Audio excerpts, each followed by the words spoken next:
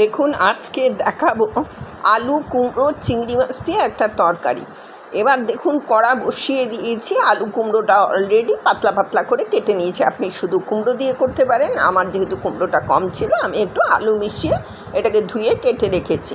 এবার কড়া বসিয়ে দিয়ে তার মধ্যে সাদা তেল দিয়ে তার মধ্যে পেঁয়াজ কুচি কিছু দিয়েছি। আপনি পেঁয়াজ কুচির পরে রসুন বাটাটা দেবেন। আমার একটু ভুল হয়ে গিয়েছিল, সেই জন্য আমাকে পরে দিতে আমি বাধ্য হয়েছি, কিছু করার ছিল না। যাই হোক, এর জন্য আমি ক্ষমা প্রার্থী। আমি এবার আপনার আলুগুলোকে যে পাতলা পাতলা করে কেটে রেখেছিলাম সেগুলো আমি দিয়ে দিলাম। পেঁয়াজটা যখন ট্রান্সপারেন্ট হয়ে যাবে, মানে পেঁয়াজ একদম খুব কড়া করে ভাজবেন না, ট্রান্সপারেন্ট হয়ে গেলে আলুটা দিয়ে তার মধ্যে হলুদ দিয়ে দিয়েছি। আলুটা ভাজা হয়ে গেলে এবার কুমড়োগুলো, পাতলা করে কাটা কুমড়োগুলো আমি যথারীতি তুলে দেবো। কুমড়োটা তুলে দেওয়ার পরে কুমড়োটা নাড়তে থাকবো। তারপরে এর মধ্যে একটু নুন, হলুদ এটা দেবো।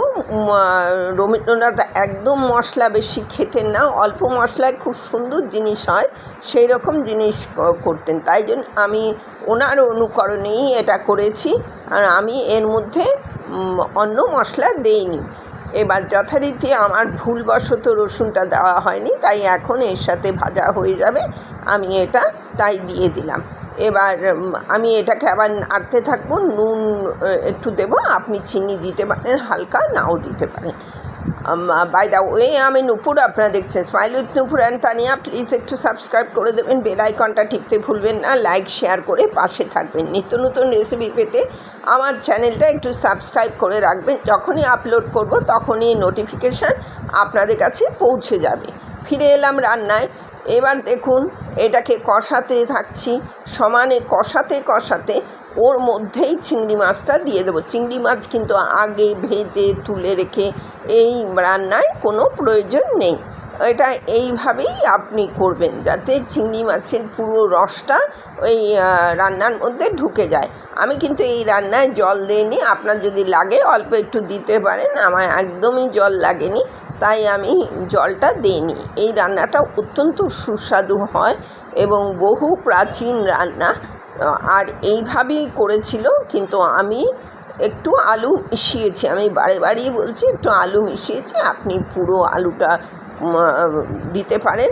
রেডি হয়ে গেছে, গ্যাস নিভিয়ে দিয়েছি, রেডি টু সার্ভ।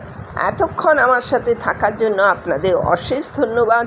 পরবর্তীতে দেখা হবে যে কোনো এপিসোডে যে কোনো নতুন রেসিপি নিয়ে। ও হ্যাঁ, একটা কথা বলার ছিল, যেটা আপনাদের যদি কোনো রকম রেসিপির ডিমান্ড থাকে সেটা আপনি জানাতে পারেন, আমি অবশ্যই করে আপনাদের কাছে উপস্থাপন করব। এই সুন্দর সুন্দর ধরনের রেসিপি পেতে আমার চ্যানেলটাকে আপনাদের কাছে নিয়ে রাখুন, মানে সাবস্ক্রাইব করে রাখুন। সাবস্ক্রাইব করতে কোনো ঝামেলা নেই, একটু করে দিলেই এটা আপনাদের কাছে পৌঁছে যাবে। দেখুন এত সুন্দর মশলা ছাড়া রান্না, একবার করে খেয়ে আমাকে কমেন্টে জানান যে না, হ্যাঁ এটা ভালো হয়েছিল। রবীন্দ্রনাথ নিজেই খেতেন। আজ তাহলে আসছি, পরবর্তীতে আবার দেখা।